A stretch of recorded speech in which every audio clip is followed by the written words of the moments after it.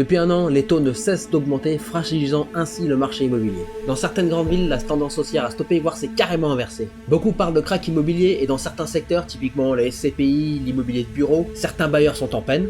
Couplé avec ça une diminution de 40% de la demande pour des projets de construction neuve, les promoteurs sont aussi en peine. Ajoutez encore la promulgation de lois telles que le plafonnement des loyers dans les grandes villes ou les DPE, l'immobilier a l'air de prendre sacrément cher. Mais qu'est-ce qu'il en est vraiment? Est-ce qu'on va avoir un crack immobilier? Est-ce qu'on va pouvoir faire les meilleures affaires de notre vie? Je m'appelle Jean-Jacques, je suis investisseur depuis 10 ans, marchand de biens depuis 2 ans, et dans cette vidéo, je vais étudier la possibilité avec toi d'un crack immobilier en France dans les années à venir. On va le faire en étudiant les points suivants. Premier point, qu'est-ce qu'un crack immobilier? Deuxième point, quels sont les signes avant-coureurs d'un crack immobilier? Troisième point, quelles conditions doivent être réunies pour qu'on assiste à ce genre d'événement? Et enfin, quatrième point, quelles seraient à mon sens les 2 stratégies potentielles à adopter? Allez, on commence tout de suite avec la définition d'un crack. Un crack immobilier est une forte et soudaine baisse des prix de l'immobilier, généralement accompagnée d'une augmentation du nombre de biens immobiliers mis en vente, d'une diminution de la demande des acheteurs et d'une détérioration des conditions du marché. Quels sont les signes avant-coureurs d'un crack immobilier? Quand je pose la question à ChatGPT, voici quelle est sa réponse. En premier signe, on aura une surchauffe du marché immobilier. Des prix de l'immobilier en constante augmentation, au-delà de la croissance économique réelle, peuvent indiquer une surchauffe du marché. Alors, je te rappelle qu'on sort d'une période où les crédits étaient à 1%, ce qui pouvait gonfler les taux de l'immobilier. Deuxième signe serait une spéculation excessive. Si les investisseurs achètent des biens immobiliers principalement en vue de réaliser des bénéfices à court terme, typiquement des flips, ça peut créer une bulle spéculative qui finira par éclater. Ça vous rappelle pas le comportement de certains investisseurs? Tu sais, dans les grandes villes, ceux qui achètent un bien immobilier et qui le revendent 2 ans après. En troisième signe, des crédits faciles et non raisonnables. Si les prêteurs hypothécaires accordent des prêts immobiliers à des emprunteurs qui ont des conditions douteuses, ça peut créer des bulles de crédit insoutenables. Bon, ça en France, on est normalement pas trop mal. Quatrième signe, la hausse des taux d'intérêt. Quand tu augmentes les taux d'intérêt, tu augmentes le coût du crédit, donc ça se répercute sur la mensualité, et du coup ça décourage les acquéreurs potentiels. Et pour cause, une hausse des taux d'intérêt, ça va augmenter les mensualités de crédit, donc une diminution de la marge pour l'investisseur. En cinquième point, on aura une baisse de la demande. En fait, ce qui se passe, c'est que quand tu as une baisse de la demande des acquéreurs, naturellement, les prix tendent à descendre. C'est notamment le cas quand tu as des coûts d'acquisition qui sont trop élevés. Et ça rejoint le point d'avant. Quand l'immobilier est trop cher et que les taux augmentent, mécaniquement, ça va augmenter les mensualités de crédit, ça va bloquer les investisseurs. En sixième point, un taux de vacances trop élevé. Un nombre croissant de biens immobiliers vacants, alors ça peut être de logements, ça peut être des bureaux, ça peut indiquer une surabondance de l'offre par rapport à la demande. Alors ça, normalement, dans les grandes villes, on devrait être bien.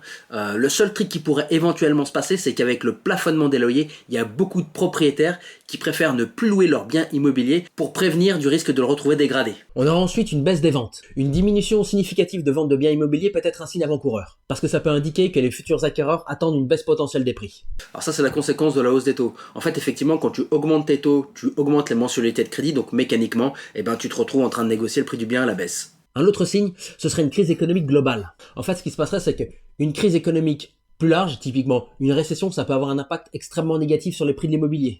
Je te rappelle qu'une des grandes discussions du moment, c'est de savoir si la France va entrer en récession. Pour ce qui s'agit du point suivant, ce serait les réglementations gouvernementales. Des réglementations qui auraient tendance, par exemple, à rendre l'acquisition de biens immobiliers moins attractifs. Ah, c'est marrant ça rappelle les DPE. Un autre signe qui serait pas du tout à négliger, ce serait les facteurs géopolitiques. Les événements mondiaux tels que des conflits ou des crises financières internationales peuvent également avoir un impact sur la confiance des investisseurs dans le marché immobilier. Guerre en Ukraine. Et enfin, en dernier signe, on aurait les ventes forcées. Alors les ventes forcées, qu'est-ce que c'est? C'est tout simplement quand un propriétaire est obligé de vendre parce qu'il peut pas honorer son crédit. Et il pourrait pas honorer son crédit parce que, par exemple, il a plus assez de revenus, il a acheté trop cher son bien immobilier. Ça, on va le voir juste après. Alors comme tu peux voir, sur les signes que je viens de te lister, il y a quand même des trucs, on est en plein dedans quoi. Quelles conditions doivent être réunies pour qu'on assiste à ce genre d'événement? Pour commencer à répondre à cette question, on va retourner aux bases. Qu'est-ce qu'un marché immobilier? Un marché immobilier, c'est caractérisé par des vendeurs et des acheteurs. Quand on a une surabondance de vendeurs et aucun acheteur, les prix descendent. Et quand on a une surabondance d'acheteurs et aucun vendeur, les prix explosent. On peut donc dire que pour qu'il y ait un crack immobilier, il va falloir qu'on ait une surabondance de vendeurs et aucun acheteur. Quelles sont les conditions à réunir pour aboutir à ce genre de résultat? Donc du côté de la demande, tout simplement, une hausse de l'inflation. Parce qu'une hausse de l'inflation, ça va entraîner une hausse des taux. Une hausse des taux va impliquer, comme on l'a vu, une baisse des prix de l'immobilier. Vous pourrez remarquer au passage que c'est ce qui se passe. Mais ça, ce serait à mon avis pas suffisant. Il y aurait pour moi un scénario qui serait largement en mesure de réduire la demande immobilière. Si t'es comme moi, que tu regardes pas trop les médias, mais que tu regardes surtout ce qui se passe à côté, t'aurais pu voir qu'on a des signes. Et comme tu le sais sûrement, le système bancaire étant tout imbriqué, entremêlé, on n'est pas du tout à l'abri d'un effet de contagion. Plus de banque pour financer.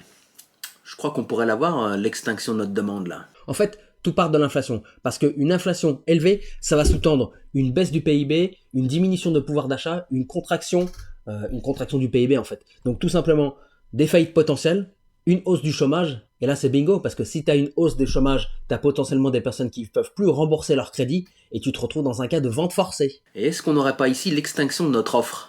Alors attention, pour qu'il y ait un crack immobilier, il faudrait que ce soit un cas de vente forcée majeur, tu vois. Il faudrait que tu te retrouves un petit peu à l'échelle des subprimes, tu vois, où tu as carrément des marchés qui sont en bulle, avec des personnes, des familles, potentiellement des villes entières qui ne peuvent plus payer leur loyer. Alors du coup, quelles sont les stratégies potentielles à adopter pour prévenir ce genre de situation? Alors moi j'en vois deux. En stratégie numéro 1, tu as la stratégie du bon père de famille. Le bon père de famille, c'est celui qui va voir long terme. Donc il va faire ses acquisitions à un prix qui est très correct, avec des bons emplacements. Il va s'assurer que les biens soient toujours loués à un bon prix, avec un potentiel de plus-value, toujours pouvoir les louer pour rembourser son crédit et l'amortir. Et en réunissant toutes ces conditions, on va pouvoir constituer un patrimoine. La deuxième stratégie à adopter, et c'est celle que moi j'ai choisi personnellement d'adopter, ça va être la stratégie opportuniste. Moi je me précipite un petit peu à vendre mes biens à des bons prix pour rester liquide, et parce que potentiellement à un moment, si on a un crack immobilier ou en tout cas une baisse suffisamment intéressante, eh ben il va pouvoir être intéressant de rentrer et de faire des acquisitions à très bon prix. À noter qu'il y a une variable supplémentaire à prendre en compte dans l'équation, le bail-in. Alors comme tu le sais, en cas de faillite d'une banque, depuis la promulgation de cette loi, eh ben une banque aura le droit de se servir sur les comptes de ses déposants. Tu te retrouverais donc avec zéro. Alors est-ce que ce scénario est possible? Techniquement, oui. Tu as pu le voir, on a beaucoup de signes avant-coureurs. Maintenant, moi, je suis pas Madame Irma, je peux pas te dire si ça va se réaliser. Comme je viens de te le dire, ma stratégie, ce sera plutôt l'opportuniste. Donc, des biens que j'ai pu acheter cash, je commence à les revendre pour justement pouvoir réinvestir avec du levier. Et si le marché a baissé, je pourrais faire encore plus de levier. Maintenant, la stratégie de chacun est en rapport avec la situation personnelle. Donc, moi, je peux pas te donner de conseils par rapport à ça. C'est à toi de voir ce que tu veux faire. J'espère que cette vidéo t'aura plu. Je t'invite à liker, partager, t'abonner. Et puis, à plus!